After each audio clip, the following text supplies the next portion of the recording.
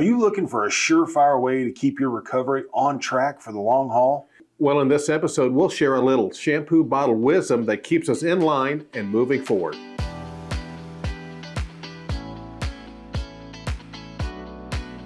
Hey folks, welcome back to My Sober Truth. Today we've got a little bit of a different show for you, and we're going to go ahead and get things kicked off here. But we just today is a check-in for us. We wanted to let you guys know what's going on with us, and you may have some questions here. A couple of questions. You may wonder what in the world shampoo bottle wisdom is, because I had to ask. And you also may wonder, hey Mark, what's wrong with your face, buddy? What do you mean, this? Yeah, that. Well, not here so much or here, but right here is where it hurts. Well, got a lot to talk about. So the last time we were in the studio working together was Wednesday, literally 2 weeks ago. 2 weeks ago. And I think this is August 3rd right now as we're filming this. As we're filming. As we're filming this. And so we always film ahead. And so we had finished recording through August 10th, and we prepped our episodes through the 20th of August. This was what we typically do. Right. And again, I had to work a little late that night, and then I was on the way home on my bicycle, because a lot of times I commute back and forth on my bicycle. And on the way home, I lost control, went in the ditch, went over the handlebars, and face planted. It happens. It happens. I learned a lot of valuable lessons that day. Okay, valuable lesson number one. Gravity seems to be stronger than it was when I was 14. I'm convinced of this. Pain also hurts worse than when you were 14. Pain definitely hurts worse when I'm 14.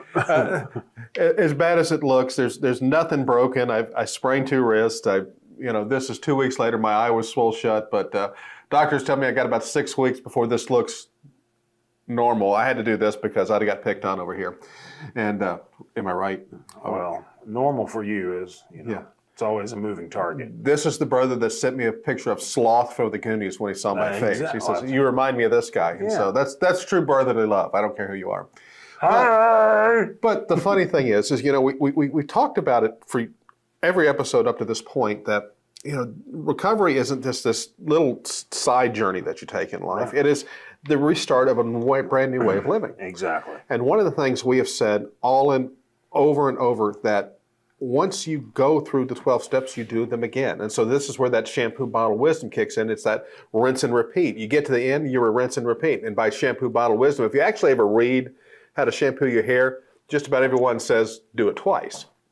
And so looking at recovery as a lifestyle, it's one of those things that we never stop doing. And so for me, we've talked a lot about your journey in substance abuse, and we kind of focus that in this series that we're doing. But my journey was different. Right. And we've talked about that before. Some of the folks watching know this. My journey wasn't one of substance abuse, it was one of food addiction.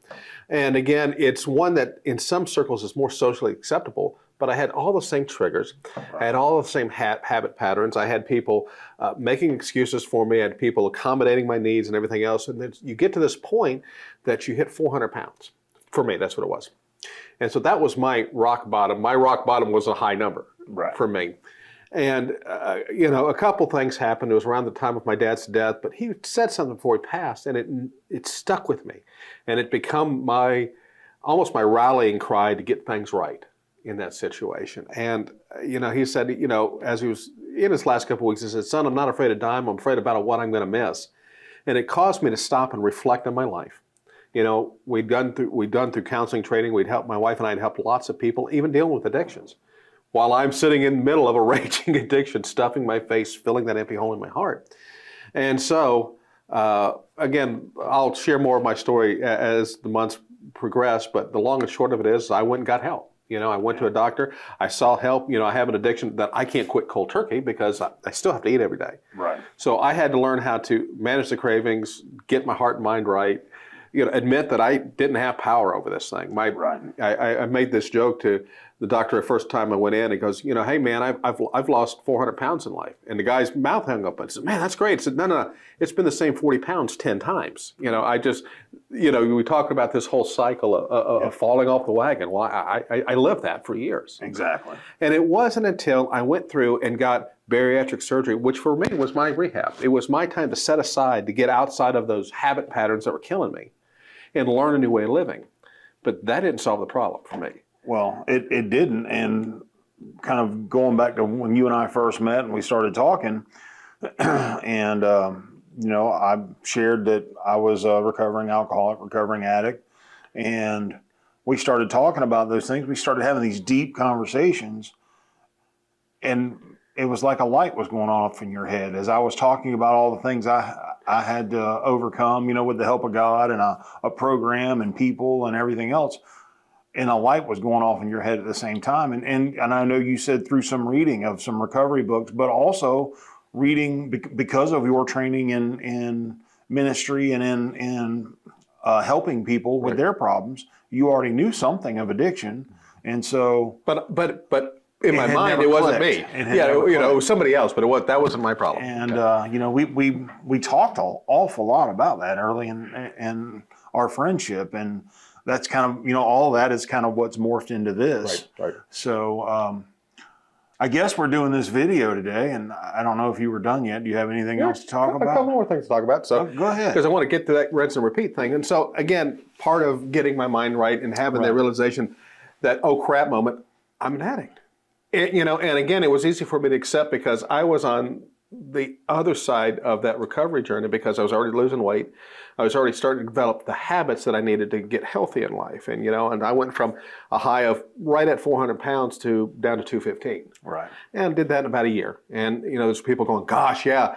No, it's not the easy way out to get surgery. You still have to learn everything. And then when we started talking, I realized I had to go back to those truths that I knew and start working on my mindset. And we'll be talking more about that in the coming months and everything else.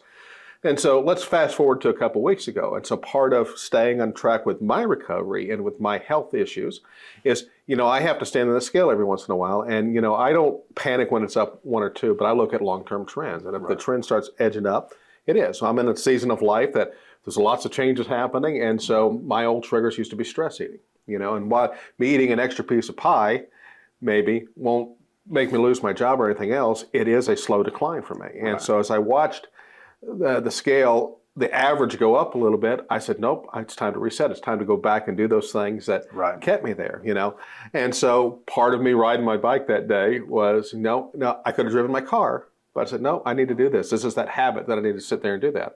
And life throws me a curveball. And it happens. For sure. This isn't God's fault. I don't blame this on the devil. I just was clumsy, Put a 52-year-old man on a bike and stuff will happen every once in a while. But I have to say this because I remember I'm sitting there, I'm bleeding. I've called my wife. She's coming to pick me up. And then after, I guess, some of the initial shock wore off because we had just, again, remember the context of the day. We had been here and we planned episodes and we were looking forward to those episodes. I'm loving the whole thing about Step 8. And we're definitely getting back to that, guys. Don't worry. You may have to wait till next August to pick up the rest of the episodes, but they're coming, okay? For sure. We'll figure out. One funny thing is I'll just say that we sat down here. We haven't been at this table with these cameras on in 2 weeks. And we sat down and looked at each other and went, man, we kind of missed this. We absolutely missed it. We missed doing this. We missed the camaraderie, but we also miss what happens when the video goes out to you and it blesses you guys. And so that's why we do this, But so after I hit the ground, I picked myself up. Apparently I put my bike on my kickstand. My wife said it was sitting up on the kickstand when she got there. They tell me I have a mild concussion, which again, Sean's gonna say, there's a difference. But the first thing that goes through my head, I'm sitting there, that panic, oh my gosh, I'm gonna let you guys down. And then that immediate, I would say, higher power God moment goes through my head and heart. It goes, well, I guess we're gonna spend more time writing now. Right. And now that I have a face for writing. Right. But that's kind of it. You always did.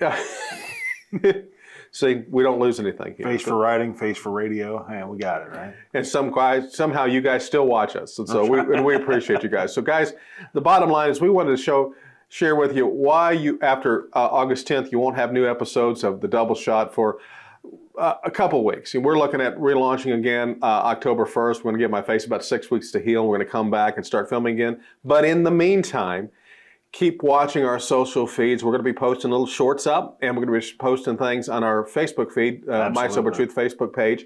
And you want to stay tuned. We've got some exciting stuff coming up in the next few months.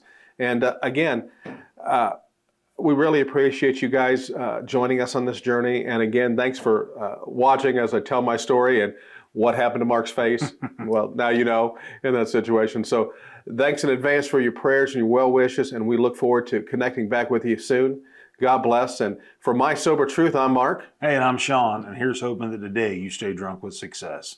Love y'all. Hey folks, thanks for watching. If you're thirsty for another round, then belly on up to mysobertruth.com and click on the double shot button today.